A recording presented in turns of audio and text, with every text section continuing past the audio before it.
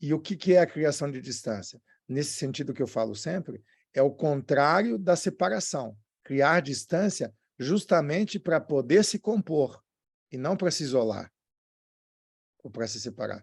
A distância é uma razão de composição. Então, aí eu sou capaz de me compor, de afetar e ser afetado do modo mais amplo possível, sem me deixar determinar pelas forças de fora. Entendeu? Então, quanto menos eu me deixo determinar pelas forças de fora, mais eu sou capaz de me misturar e me afetar. Parece um paradoxo, né? Parece um paradoxo, porque, então eu sou o bambambam, bam, bam, eu não me deixo determinar. Uma coisa é não se deixar determinar, outra coisa é não se deixar afetar. É porque eu não me deixo determinar que eu amplio a minha potência de ser afetado, entendeu? Porque se eu me deixasse determinar, eu seria reduzido na minha potência de ser afetado, entende?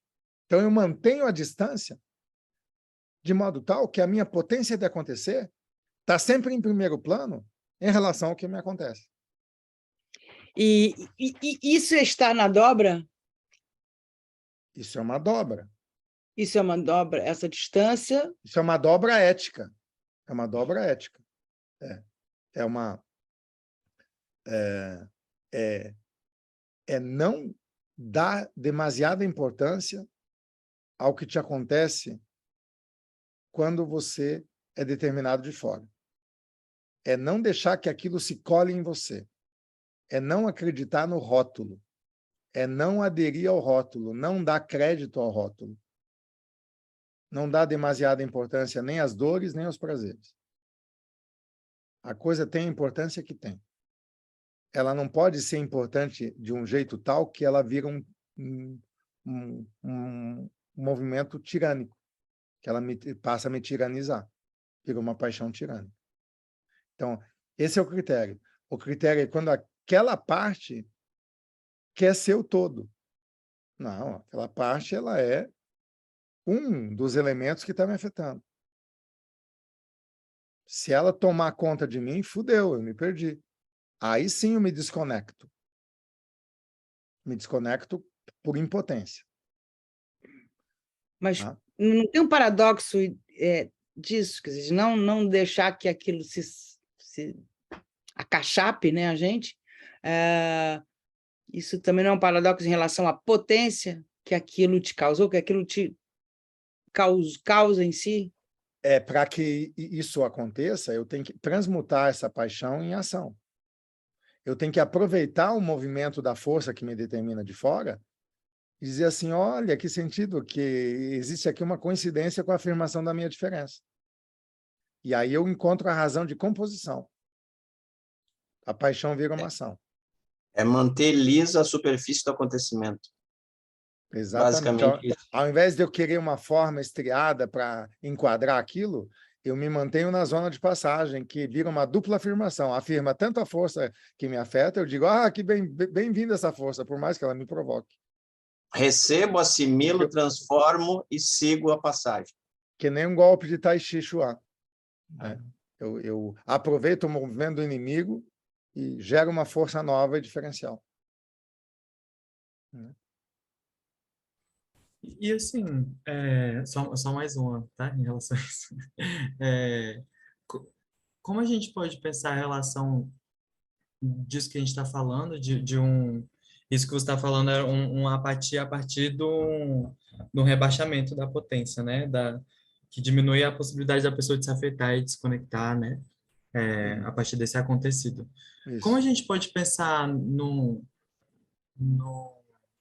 nos preconceitos em relação com isso? Por exemplo, exemplo que eu dei, né? Uma pessoa de classe média que tem essa desconexão e tá tudo certo com ela, com tudo que está acontecendo. Assim, por exemplo, um preconceito de classe, por exemplo, dela ter preconceito contra pessoas mais pobres, bandido bom é bandido morto. Assim, tem alguma relação? Sim, tem. Quanto mais ela ela vai se constituindo por empilhamentos de acontecidos, e sempre tem algum tipo de acontecido original, mais antigo do que o outro, né? Mas ela vai adensando os seus limites, ou se substancializando, se cristalizando. E quanto mais ela se cristaliza, né, mais ela enverniza e esconde os buracos nos quais ela está afundada ou presa. Só que esses buracos estão agindo no sentido de que eles precisam de alguma compensação ou de algum preenchimento. E o que compensa, o que preenche, é sempre a idealização de algum tipo de forma que nasceu desse estado afetivo. A necessidade da forma, né, vem desse estado afetivo. Só que esse estado afetivo, ele é reproduzido em séries. Há uma massificação disso. Por isso que as pessoas têm preconceito em massa. Existem movimentos preconceituosos, grupos, classes, né? As categorias inteiras que pensam da mesma maneira. Porque tem um atolamento comum, um formato comum de atolamento. E para compensar esse esburacamento, elas buscam um objeto que vai ter o mesmo formato. Esse objeto que tem o mesmo formato é um objeto ideal, é uma ideia, é uma ideia inadequada, é um preconceito. Né? Entende? Há uma fabricação comum da falta. Na medida em que tem um conjunto de forças que te determinam de fora e produzem um certo efeito em você e em outras pessoas, ao mesmo tempo, ou sucessivamente, não importa, mas aquilo está sempre sendo rebaixado e fabricado, né, nivelado por baixo, e o limite é interiorizado, a resposta vai ser uma resposta comum preconceituosa. É por isso que a causa desses males é sempre o enfraquecimento, uma vida separada do que pode. Então, é preciso criar castigos. Eu acho que a gente tem que reinventar o castigo.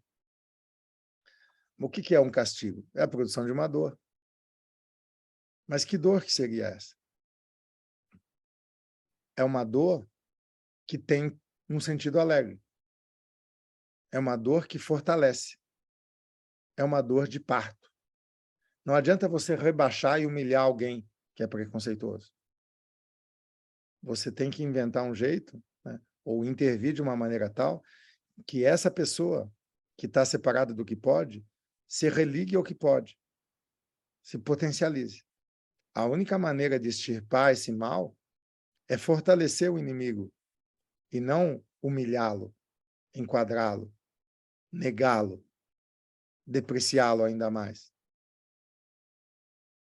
É o contrário.